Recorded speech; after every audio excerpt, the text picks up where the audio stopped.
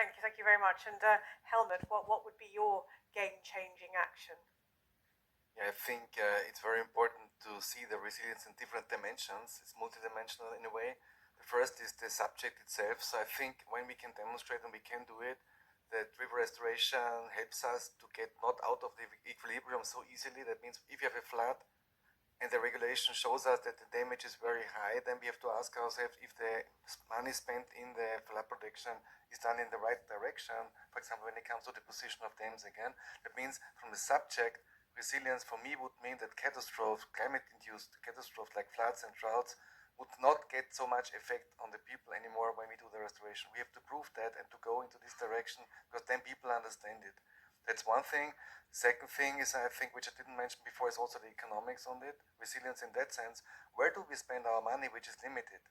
And we hear now there's a lot of defense money and budget necessary in the next years, obviously. But when we can put the resilience on top of it, and we invest the same euro, and it leads to 20 euros, or 1 euro leads to 20, 30 euros of money flowing back, and that's what we also calculate now and then for all.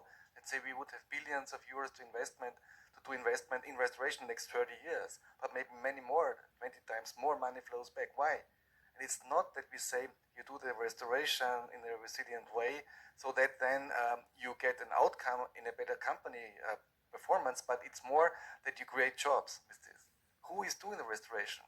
Who is doing it? You need consulting companies to plan it.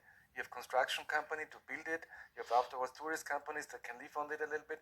So once you see this motor of economy started with the restoration in a more resilient way, and you can prove this against the politicians, we think we can do it, and we will do it in the project, then of course it becomes interesting. Normally in an economic crisis, what we do is we build new roads, which is also needed maybe sometimes. We build bridges, houses, and everything. But restoration is seen as we do it purely for biodiversity, which is not meant like this. So resilience in my second dimension means also to prove that it's economically interesting, because it is, let's say, boosting the economy for a certain time period at least. And the third one is the resilience concerning the acceptance in the population. What I mentioned before, if you include the people in the villages, but also in a larger scale, and it is their project at the end. I spent 3 years out to talk to the people in another project, and first they said, why are you coming from Vienna to our river? You have no idea of this river. They were almost upset that we know everything. We come there, we tell them what to do. We don't come like this. We don't tell you what to do. You have to do your homework. We had a lot of discussions with them.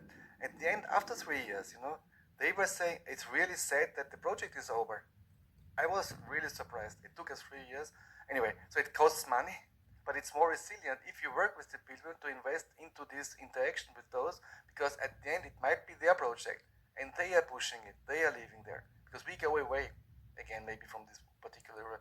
So I'm not saying that everything helps in this direction, but the three dimension at least, which is the technical one, and the subject one, the economic one, and the societal one, to take the people on board, which is the core of the mission. I think we should have a good chance that the people that are affected by floods, they become interested parties. They are part of the game, so to say. Thank you very much. And Keith, the final words to you.